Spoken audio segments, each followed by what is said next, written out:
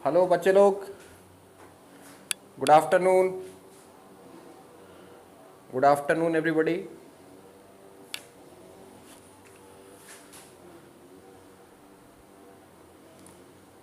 Comment box में बताइए बच्चे लोग, आवाज आ रही है?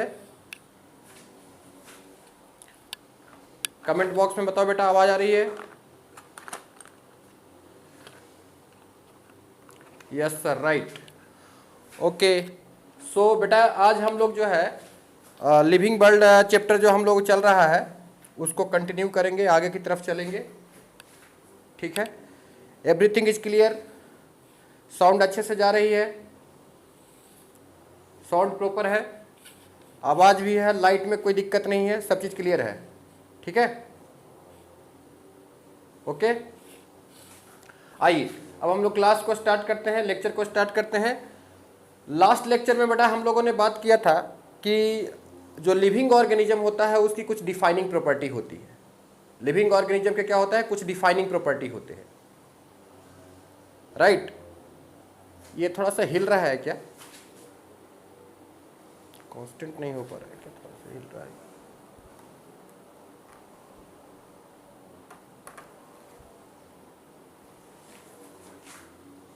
हाँ अब सही है।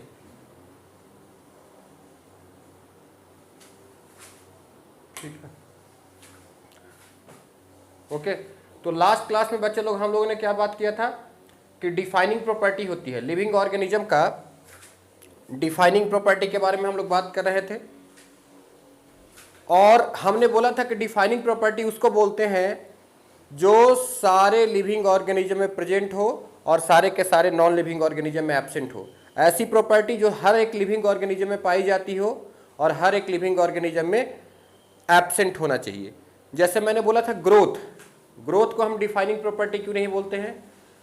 ग्रोथ डिफाइनिंग प्रॉपर्टी इसलिए नहीं बोला जाता है क्योंकि ग्रोथ में यह प्रॉब्लम है कि ग्रोथ होता तो लिविंग और नॉन लिविंग दोनों ऑर्गेनिज्म में होता है ना। पहली बात मैंने बताया, ग्रोथ लिविंग और नॉन लिविंग दोनों में होता है, इसलिए हम इसको डिफाइनिंग नहीं बोल सकते। क्योंकि लिविंग का कंडीशन क्या है कि सिर्फ और सिर्फ लिविंग, सिर्फ और सिर्फ डिफाइनिंग प्रॉपर्टी लिविंग ऑर्गेनिज्म में पाया जाएगा, नॉन लिविंग ऑर्गेनिज्म में डिफाइनिंग प्रॉपर्टी नहीं पाया जाएगा। यह बात आपको क्लियर है?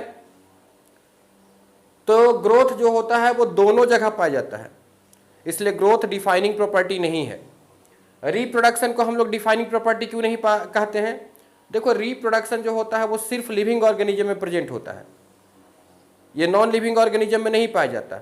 फिर भी रिप्रोडक्शन को डिफाइनिंग प्रॉपर्टी इसलिए नहीं कहते हैं क्योंकि सारे लिविंग ऑर्गेनिज्म में नहीं पाया जाता। कुछ लिविंग ऑर्गेनिज्म जैसे कि स्टेराइल ह्यूमन बींग्स हो जाता है ना, बर्कर बीज हो गया स्टेराइल, इनमें रिप्रोडक्शन नहीं होता। लेकिन क्या ये लिविंग ऑर्गेनिज्म है? नहीं है, बिल्कुल लिविंग ऑर्गेनिज्म है। तो रिप्रोडक्शन को हम डिफाइनिंग प्रॉपर्टी नहीं कहते।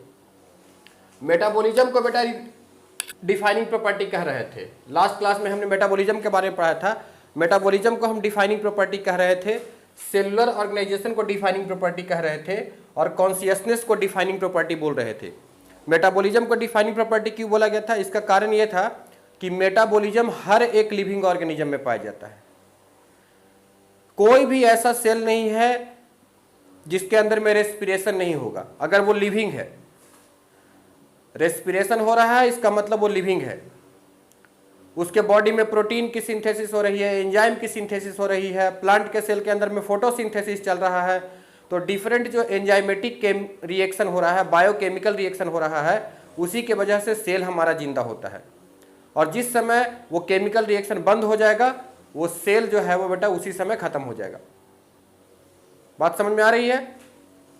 तो डिफाइनिंग प्रॉपर्टी का मतलब होता है कि should must be present in all living organism with no any exception. कोई भी उसका एक्सेप्शन नहीं मिलेगा आपको कहीं देखने के लिए। बात समझ में आ रही है? बोलिए यस और नो। तो मेटाबॉलिज्म में हमने बताया था कि metabolism is a defining property, लेकिन अगर मेटाबॉलिज्म में लिखे कि इन विट्रो मेटाबॉलिज्म है, तो इन विट्रो मेटाबॉलिज्म का मतलब रिएक्शन तो वही होगा जो सेल के अंदर में रिएक्शन होता है। जैसे रेस्पिरेशन है तो रेस्पिरेशन की प्रोसेस ही होगा, लेकिन हम उसको आउटसाइड द बॉडी करवाएंगे। जैसे कि टेस्ट ट्यूब में करवा दिए, तो टेस्ट ट्यूब में अगर हम ग्लूकोज को ब्रेक डाउन करवा रहे हैं, ग्लाइकोलिसिस करवा रहे हैं या लिंक रिएक्शन करवा रहे हैं एक आर्टिफिशियल मीडियम में, तो इसको हम लोग कहते हैं इन vitro metabolism. Living reaction outside the body अगर हो तो उसको हम लोग क्या बोलते हैं बेटा, इन विट्रो मेटाबॉलिज्म। तो in vitro metabolism defining property नहीं होता है, लेकिन मेटाबॉलिज्म डिफाइनिंग प्रॉपर्टी है। उसके बाद फिर मैं बता रहा था लास्ट टाइम सेलुलर ऑर्गेनाइजेशन के बारे में कि सेल से टिश्यू बनता है, टिश्यू से ऑर्गन बनता है, ऑर्गन से ऑर्गन सिस्टम बनता है और फिर ऑर्गेनिज्म बनता है। इस दुनिया में कई तरह के एनिमल्स होते हैं। कुछ एनिमल्स या कुछ प्लांट जो होते हैं वो एनिमल्स और प्लांट जितने भी है वो तो सब मल्टी सेलुलर होता है, ठीक है। कुछ ऑर्गेनिज्म ऐसे हैं जैसे कि बैक्टीरिया हो गया। बैक्टीरिया किस किंगडम से बिलोंग करता है बेटा, मोनेरा किंगडम से बिलोंग करता है। तो बैक्टीरिया जितना भी होता है वो सब एक सेल का बना होता है। सारा का सारा बैक्टीरिया कितने सेल का बना हुआ होता है बच्चा लोग, एक सेल का बना हुआ होता है। उसी प्रकार से आप देखिए प्रोटिस्टा एक किंगडम होता है। प्रोटिस्टा किंगडम में यूनिसेलुलर ऑर्गेनिज्म पाए जाते हैं। प्रोटिस्टा में कौन सा ऑर्गेनिज्म होता है बेटा, यूनिसेलुलर ऑर्गेनिज्म होता है, लेकिन वो यूकैरियोटिक होता है, ठीक है। यूकैरियोटिक और प्रोकैरियोटिक में डिफरेंस समझते हो ना, जिसके अंदर में सारा का सारा मेम्ब्रेन बाउंडेड ऑर्गेनेल एब्सेंट होगा वो प्रोकैरियोट कहलाता है, यानी बैक्टीरिया मोनेरा किंगडम से बिलोंग करेगा। और जिसके अंदर में सारा का सारा मेम्ब्रेन बाउंडेड ऑर्गेनेल प्रेजेंट होता है उसको हम यूकैरियोटिक बोलते हैं। बराबर, बोलो यस और नो, बोलिए बच्चे। आप लोग कुछ रिस्पॉन्ड नहीं कर रहे हैं, आवाज नहीं जा रही है। यस सर, राइट, ओके, ठीक है।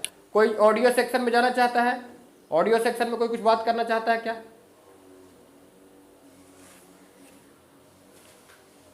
नो सर, ओके, ठीक है। तो समझ में आ रहा है यूनिसेलुलर ऑर्गेनिज्म में क्या किसको बोलते हैं हम लोग, जो एक सेल का बना होता है। और इट में भी यूकैरियोटिक और इट में भी प्रोकैरियोटिक। प्रोकैरियोटिक है तो सारा का सारा membrane bounded organelle. Membrane bound किसको बोलते हैं बेटा, जैसे आपका जितना भी एंडोप्लाज्मिक रेटिकुलम हो गया, गोल्गी बॉडी हो गया, आपका माइटोकॉन्ड्रिया हो गया, क्लोरोप्लास्ट हो गया, न्यूक्लियस हो गया, ये सब के ऊपर मेम्ब्रेन होता है। और ऐसे मेम्ब्रेन वाले कोई भी ऑर्गेनेल प्रोकैरियोटिक सेल में नहीं पाए जाते हैं और सारा का सारा यूकैरियोटिक में मिलेगा। तो एक सेल वाले यूकैरियोटिक ऑर्गेनिज्म को प्रोटिस्टा ग्रुप में रखा गया है। प्रोटिस्टा एक किंगडम है, जैसे मोनेरा किंगडम है उसी तरीके से प्रोटिस्टा भी किंगडम है, ठीक है। फिर इसके बाद पढ़ते हैं हम लोग किंगडम फंजाई, फिर पढ़ते हैं किंगडम प्लांटी, फिर पढ़ते हैं एनिमेलिया, राइट। तो 5 किंगडम होता है। 5 किंगडम सिस्टम क्लासिफिकेशन आप लोगों ने पढ़ा होगा, RH व्हिटेकर के द्वारा दिया गया है 5 किंगडम सिस्टम क्लासिफिकेशन, राइट। कोई डाउट है तो बताइए, आप लोग कमेंट बॉक्स में बताइए कोई डाउट है कि समझ में आ रहा है। तो सेलुलर लेवल में हमने क्या बताया कि सारा का सारा जो सेल का बना हुआ है वही लिविंग होगा। वायरस को हम सेल बोलते हैं। अच्छा एक चीज क्वेश्चन बताइए, मेरा एक सवाल है कि वायरस को क्या बोलोगे? अगर मैं आपसे पूछूं कि अगर वायरस है आपके पास, कोरोना वायरस इतना चल रहा है आप, तो बताओ जरा वायरस के बारे में क्या बोलोगे बेटा? वायरस क्या है, लिविंग है कि नॉन लिविंग है? Tell me in the chat box, virus is living कि नॉन लिविंग? वायरस क्या है बच्चा? कोई नहीं बोल रहा है। वायरस क्या है, लिविंग कि नॉन लिविंग? नहीं बता रहा है। बोथ, अच्छा बोथ बोलता है, नीतीश बोल रहा है बोथ। और कोई कुछ? बच्चे लोग वायरस को हम लोग ना ही तो लिविंग बोल सकते हैं परफेक्टली और ना ही नॉन लिविंग बोल सकते हैं। Virus is the connecting link between living and non living organism. Virus क्या है बेटा? Connecting link between living and non living, living and non living, living और नॉन लिविंग के बीच का कनेक्टिंग लिंक बोलते हैं वायरस को। यस और नो? बोलिए। वायरस को लिविंग और नॉन लिविंग के बीच का कनेक्टिंग लिंक बोलते हैं। बोले क्यों सर? इसलिए क्योंकि वायरस जब आपके बॉडी के बाहर में रहता है तो ये बिहेव करता है नॉन लिविंग पार्टिकल की तरह, जैसे डस्ट पार्टिकल धूल वगैरह होता है ना, उसी टाइप का बिहेव करेगा। लेकिन जैसे ही वायरस आपके बॉडी में एंट्री मारता है, आपके बॉडी के सेल में जो मशीनरी होता है उसको यूज करके आपके बॉडी में रेप्लिकेट करना शुरू कर देता है, डिवाइड करना शुरू कर देता है, जो कि एक प्रॉपर्टी किसका है? लिविंग ऑर्गेनिज्म का। तो किसकी प्रॉपर्टी है? लिविंग ऑर्गेनिज्म का। तो inside the body virus living की तरह बिहेव करता है और outside the host body, host body कौन होता है? जैसे कि कोरोना वायरस है तो कोरोना वायरस का होस्ट बॉडी कौन है? ह्यूमन, ठीक है। बर्ड फ्लू वायरस है तो उसका होस्ट बॉडी कौन होता है? बर्ड्स, ठीक है। अलग अलग चीजों का होस्ट बॉडी होता है, अलग अलग ऑर्गेनिज्म। तो वो अपने होस्ट बॉडी के अंदर में रेप्लिकेट करता है, अपना कॉपी करता है। तो जब तक होस्ट बॉडी में वायरस एंट्री नहीं करेगा तब तक वो लिविंग की तरह बिहेव नहीं करता है, वो रेप्लिकेट नहीं कर सकता, बाहर में रहेगा, डस्ट पार्टिकल की तरह रहेगा। इसीलिए तो बोलते हैं कि चेन ब्रेक करो। कोरोना का चेन ब्रेक करने के लिए क्यों बोलते हैं सोशल डिस्टेंसिंग मेंटेन करो, क्योंकि बाहर गिरा रहेगा तो अपने आप इनएक्टिव हो जाएगा धीरे धीरे। ठीक है, समझ में आ रही बात? तो वायरस इज नॉट लिविंग। तो वायरस जो होता है आउटसाइड द बॉडी है तो इसको हम नॉन लिविंग बोलते हैं। और virus is acellular, virus cell का नहीं बना हुआ है। Virus is acellular, a मतलब नॉट, ए मतलब नॉट, और सेलुलर मतलब सेल। ये सेल का नहीं बना हुआ है, विदाउट सेल। ठीक है, वायरस के पास क्या होता है? सिर्फ जेनेटिक मटेरियल होता है, एक प्रोटीन का कवर होता है ना। ना उसके पास कोई सेल ऑर्गेनेल होता है और ना ही वायरस के पास बेटा न्यूक्लियस होता है ना। सिर्फ जेनेटिक मटेरियल होता है और प्रोटीन का एक कवर बना हुआ होता है वायरस के पास। बात समझ में आ रही बच्चे लोग? बोलिए यस और नो। नहीं समझ में आ रही है तो नो बोलने का, यस, और समझ में आ रही है तो यस बोलने का। नहीं समझ में आएगी तो और भी सिंपल से सिंपल तरीका हम जानते हैं। हम आपको गारंटी देते हैं, चाहे जितना भी कमजोर बच्चा रहेगा, मैं बायोलॉजी सिखाने का गारंटी लेता हूं, और अगर स्ट्रांग बच्चा रहेगा तो और भी अच्छी बात है। ठीक है, तो आप सिर्फ यस और नो में जवाब देते जाइए। बोलिए क्या है, समझ में आ रही है? Yes sir, right, okay. चलो, तो सेलुलर ऑर्गेनाइजेशन जो होता है बेटा, इसमें भी समझ गए कि लिविंग ऑर्गेनिज्म अगर रहेगा तो वो सेल का बना हुआ रहेगा। और सेलुलर ऑर्गेनाइजेशन डिफाइनिंग प्रॉपर्टी है। कॉन्शियसनेस जो है ये भी डिफाइनिंग प्रॉपर्टी है। कॉन्शियसनेस जो है वो भी डिफाइनिंग प्रॉपर्टी है बेटा। कॉन्शियसनेस जो है वो 5वां प्रॉपर्टी है, 5th नंबर का प्रॉपर्टी है। ये इसको भी हम लोग डिफाइनिंग प्रॉपर्टी बोलते हैं लिविंग ऑर्गेनिज्म का। क्यों इसको लिविंग ऑर्गेनिज्म का डिफाइनिंग प्रॉपर्टी बोलते हैं, जरा समझो। बाहर में मान लो सपोज इधर गर्मी लग रहा है, तो मैं इस चौक को बोलूंगा कि तुमको पता चल रहा है गर्मी है बाहर में। इस बोर्ड को बोलूंगा तुमको पता चल रहा है बाहर में गर्मी है, बाहर में हवा चल रही है, ठंडी हवा चल रही है। क्या ये चौक इसको पता चलेगा? क्या ये महसूस कर सकता है कि बाहर में गर्मी है कि ठंडी है? एक्सटर्नल इन्वायरमेंट में जो भी बेटा चेंजिंग होती है उसको क्या ये फील कर सकता है? क्या ये डिटेक्ट कर सकता है नॉन लिविंग ऑर्गेनिज्म? क्या ये माइक डिटेक्ट कर सकता है? क्या ये चौक डिटेक्ट कर सकता है? क्या ये बोर्ड डिटेक्ट कर सकता है? कर सकता है? बोलो, इनको पता चलेगा कि बाहर गर्मी हो रहा है या सर्दी हो रही है? इनको पता चलेगा क्या? बोलो यस और नो। बोलिए भाई, यस और नो।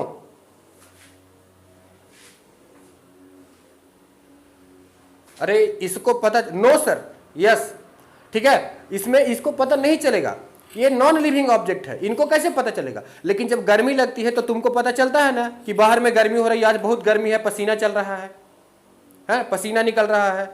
ठंडी है तो ठंडी है, वो भी पता चलता है। तो बाहर में जो भी चीज हो रहा है, गर्मी हो रहा है या ठंडा हो रहा है, ये एक्सटर्नल इन्वायरमेंट में जो भी चेंजिंग हो रहा है वो सिर्फ लिविंग ऑर्गेनिज्म कर सकता है। चाहे वो प्लांट्स हो या एनिमल हो या बैक्टीरिया हो या कोई भी ऑर्गेनिज्म हो, अगर वो लिविंग ऑर्गेनिज्म है तो उसके सेल मेम्ब्रेन के ऊपर में कुछ कपलर प्रोटॉन ग्रेडियंट पाए जाते हैं जो इस बात को डिटेक्ट कर लेते हैं कि इन्वायरमेंट में क्या हो रहा है, उसके अकॉर्डिंग हमने रिस्पॉन्स देते। देखो थोड़ा स्वेटिंग हो रहा है मेरा, है ना, फैन को ऑफ किया तो थोड़ा स्वेटिंग होना शुरू हो गया, इसका मतलब बाहर में थोड़ा गर्मी है, ये डिटेक्ट हो रहा है, पता चल रहा है ना। हम उसका रिस्पॉन्ड करते हैं। ठंडी होगी तो हम सिवरिंग करना शुरू कर देते हैं। एक टच मी नॉट प्लांट होता है, मिमोसा पुडिका बोलते हैं, उसको टच करोगे वो सिकुड़ जाएगा, है ना, कॉन्ट्रैक्ट हो जाएगा। प्लांट को भी पता चलता है कि बाहर में क्या हो रहा है और एनिमल को भी पता चलता है कि बाहर में क्या हो रहा है। ऐसी बात नहीं है। बस प्लांट क्या होता है, कुछ प्लांट उसको हाँ छुई मुई का प्लांट बोलते हैं। बिल्कुल सही बोल रहा है बेटा मोहम्मद हुसैन, बिल्कुल सही बता रहे हैं। ठीक है, हाँ प्लांट को भी पता चलता है। तो क्या आप इस बात से एग्रीड हैं कि इन्वायरमेंट में जो भी चीज चेंजिंग होता है वो सारे लिविंग ऑर्गेनिज्म और नॉन लिविंग ऑर्गेनिज्म में डिफरेंस ये है कि लिविंग ऑर्गेनिज्म उसको डिटेक्ट कर लेते हैं और नॉन लिविंग उसको डिटेक्ट नहीं कर पाएगा। लिविंग डिटेक्ट कर लेगा, चाहे बैक्टीरिया हो, बैक्टीरिया को भी टच करोगे तो बैक्टीरिया भी इधर उधर भाग जाएगा। कुछ भी अगर वो लिविंग सेल है तो बेटा उसको ये बात पता चलेगा। क्यों पता चलता है? क्योंकि उसके सेल मेम्ब्रेन के ऊपर में अनकपलर प्रोटॉन ग्रेडियंट पाए जाते हैं जो उस बात को डिटेक्ट करते हैं कि इन्वायरमेंट में क्या हो रहा है, उसके अगेंस्ट में रिस्पॉन्ड करते हैं। तो इन्वायरमेंटल चेंजिंग जो हो रहा है उसको डिटेक्ट करने की क्षमता किसमें है? ओनली लिविंग में। और इसी को बोलते हैं कॉन्शियसनेस। तो कॉन्शियसनेस भी क्या हो जाएगा बेटा? It is also the defining property. ये भी क्या हो गया? डिफाइनिंग प्रॉपर्टी हो गया। ठीक है, डिफाइनिंग प्रॉपर्टी। नाउ एक क्वेश्चन का जवाब दीजिए, सेल्फ कॉन्शियस कौन होता है? सेल्फ कॉन्शियस कौन होता है बेटा? आदमी, गधा, बकरा, बकरी, भैंस, प्लांट, कौन होता है? सेल्फ कॉन्शियस कौन होता है? बोलो।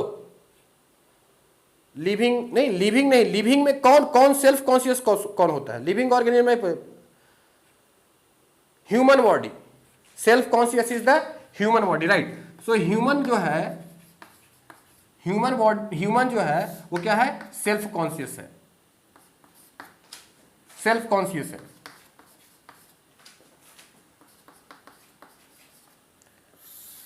सेल्फ कॉन्शियस का मतलब क्या होता है? कभी भी मल्टीपल चॉइस क्वेश्चन आए कि which of the following organism is self conscious, तो आंसर किसको लगाना है? ह्यूमन बीइंग को। ह्यूमन जो है वो सेल्फ कॉन्शियस होता है।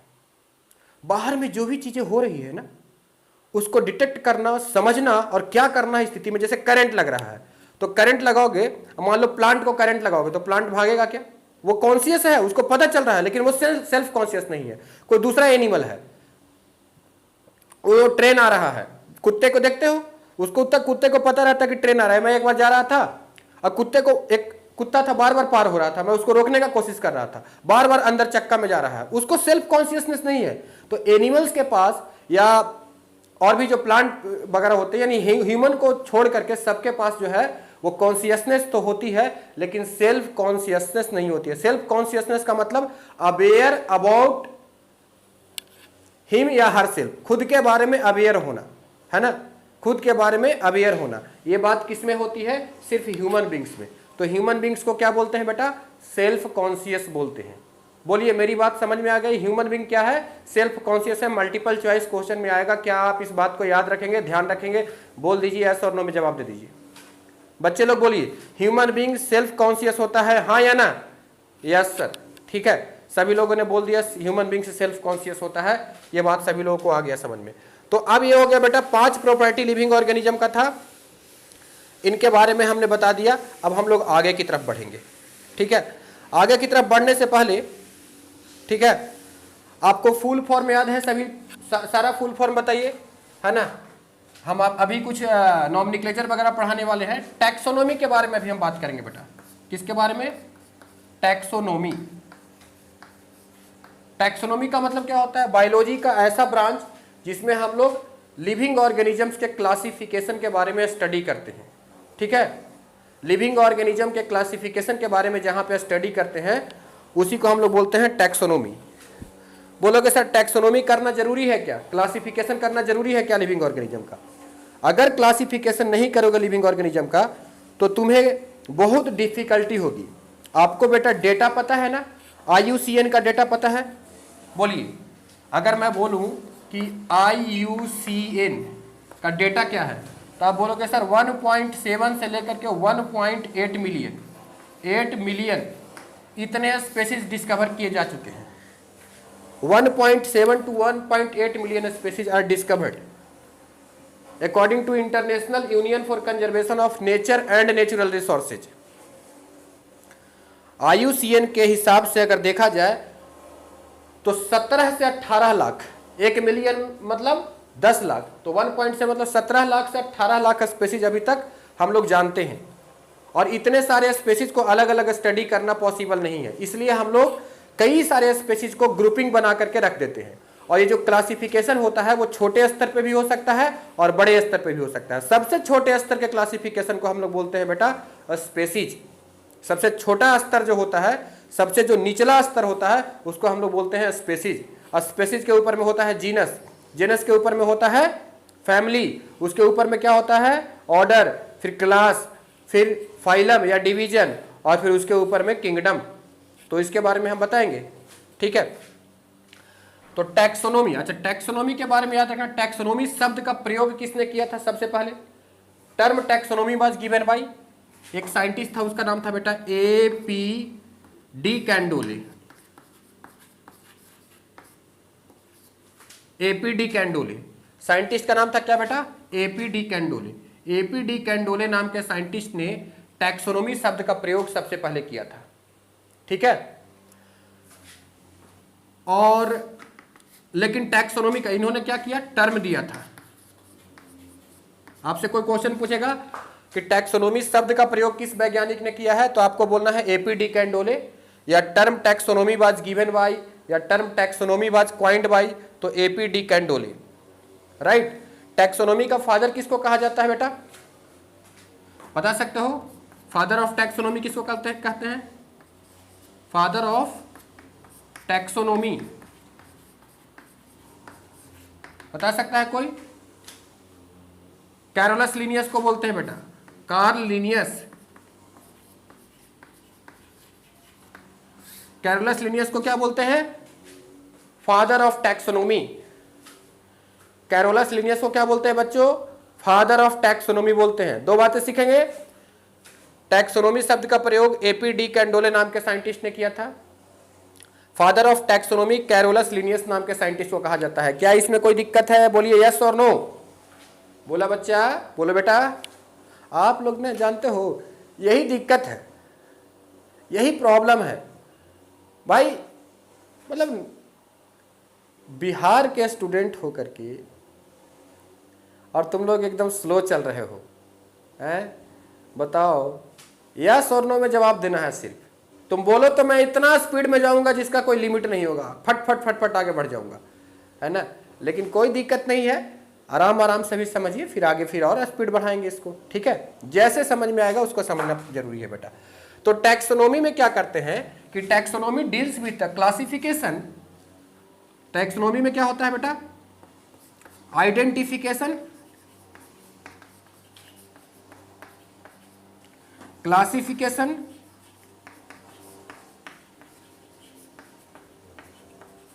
And nomenclature.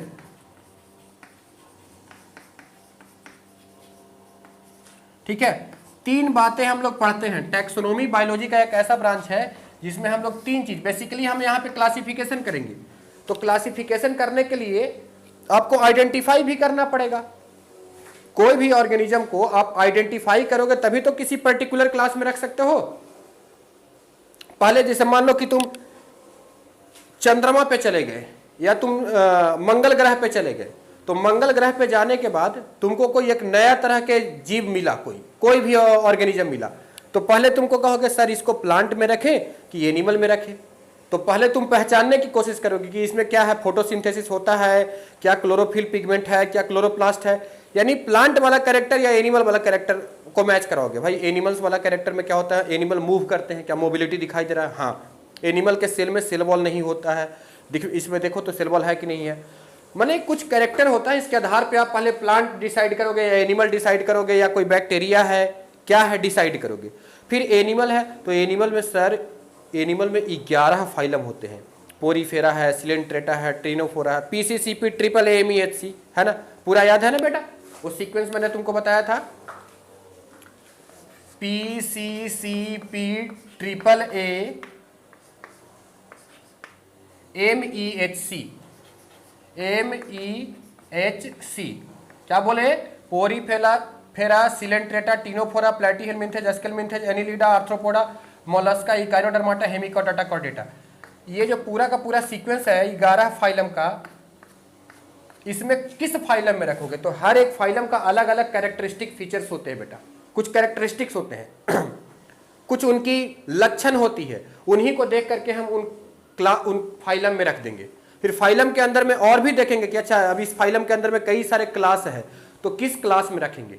तो पहले आपको आइडेंटिफाई करना पड़ेगा, फिर उसका बाद फिर उसका क्लासिफिकेशन कर देते हैं और फिर उसका एक नेम भी देते हैं, पर्टिकुलर एक नेम देते हैं। तो नेमिंग के लिए, साइंटिफिक नेमिंग देने के लिए जो सबसे पहला टेक्निक डेवलप किया गया था वो कैरोलस लिनियस नाम के साइंटिस्ट ने डेवलप किया था बेटा। उसको बोलते हैं बाइनोमियल नॉमेनक्लेचर सिस्टम। क्या बोलते हैं बच्चे लोग? उसको हम लोग बोलते हैं बाइनोमियल नॉमेनक्लेचर सिस्टम। याद रखेंगे, उसको हम लोग क्या बोलते हैं? Binomial nomenclature system. Binomial nomenclature ठीक है। बाइनोमियल नॉमेनक्लेचर किसने डेवलप किया बेटा? लिनियस ने डेवलप किया। कार्ल लिनियस या कैरोलस लिनियस इसको बोलते हैं, है ना, ठीक है। कैरोलस लिनियस ने डेवलप किया था। अब बाइनोमियल नॉमेनक्लेचर में क्या होता है, किसी भी ऑर्गेनिज्म में दो वर्ड इस्तेमाल करते हैं। उसका जब नॉमेनक्लेचर करते हैं तो उसके नाम में दो वर्ड इस्तेमाल करते हैं, ठीक है। पहला वर्ड उसके जीनस को बताएगा और दूसरा वर्ड उसके स्पेसीज को बताएगा। पहला वर्ड क्या बताता है बेटा? उसके जीनस को, वो उसका जेनेटिक कैरेक्टर क्या होगा उसको बताएगा, और दूसरा वर्ड क्या बताएगा? उसके स्पेसीज को बताएगा। जैसे एग्जाम्पल लेते हैं, हम एक एग्जाम्पल लेते हैं। मैंने एक एग्जाम्पल लिया, आपका एनसीईआरटी ने एक एग्जाम्पल दिया है मैंगो का। मैंगो का साइंटिफिक नेम क्या होता है? Mangifera indica. मैंगो का साइंटिफिक नेम क्या होता है बच्चे लोग? Mangifera indica.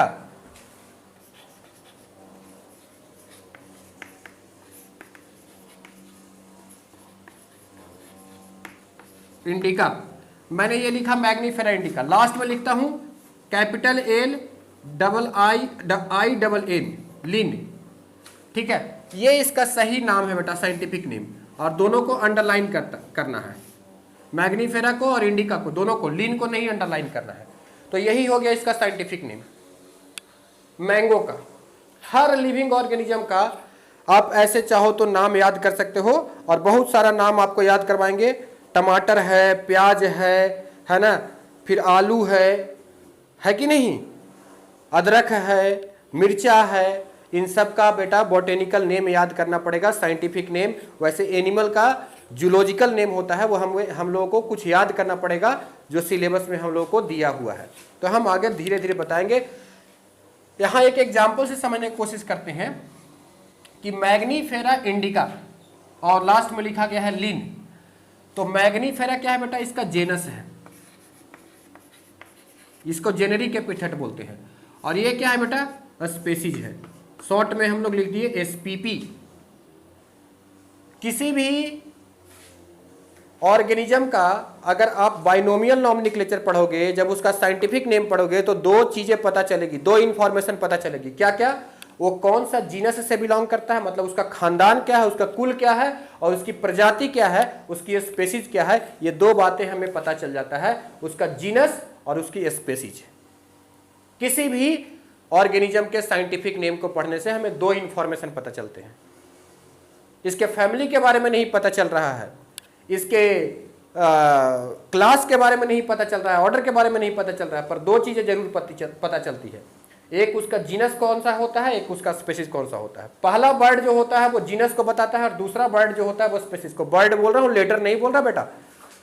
और जो फर्स्ट बर्ड होता है वो कैपिटल लेटर के साथ स्टार्ट होता है। देखो मैग्नीफेरा में फर्स्ट वर्ड किसके साथ स्टार्ट हुआ है? Start with the capital letter, ठीक है। और सेकंड वर्ड किसके साथ स्टार्ट हुआ है? स्मॉल लेटर के साथ स्टार्ट हुआ है, ठीक है। मैग्नीफेरा कैपिटल लेटर के साथ स्टार्ट हुआ और इंडिका स्मॉल लेटर के साथ स्टार्ट हुआ, और दोनों वर्ड को हमने सेपरेटली अंडरलाइन किया है। ये सब रूल है, बाइनोमियल नॉमेनक्लेचर का सब रूलिंग है कि दो वर्ड लिखेंगे, बाइनोमियल, बाई मतलब दो और नोमियल मतलब नाम। जिसके नाम में दो वर्ड होता है उसको बाइनोमियल बोलते हैं बच्चे लोग। जिसके नाम में दो वर्ड होता है उसको बाइनोमियल बोलते हैं। तो इसके मैग्नीफेरा में देखो दो वर्ड है, तो ये बाइनोमियल हो गया। अब दोनों वर्ड को सेपरेट लिखे हैं और दोनों वर्ड को अंडरलाइन लिखे हैं। हाथ से लिखोगे तो अंडरलाइन करना पड़ेगा। अगर तुम प्रिंटेड फॉर्म में लिखते हो, यानी कंप्यूटर की सहायता से लिखते हो, तो दोनों को इटैलिक लिखना पड़ेगा। इटैलिक मतलब टेढ़ा, जैसे कंप्यूटर में जैसे कॉपी पे नहीं देखते हो, एक टेढ़ा लिखा होता है। एक तो रोमन सीधा सीधा लिखा रहता है और एक थोड़ा टेढ़ा लिखा, तो जो आई बटन होता है ऊपर में कंप्यूटर पे, उस पर क्लिक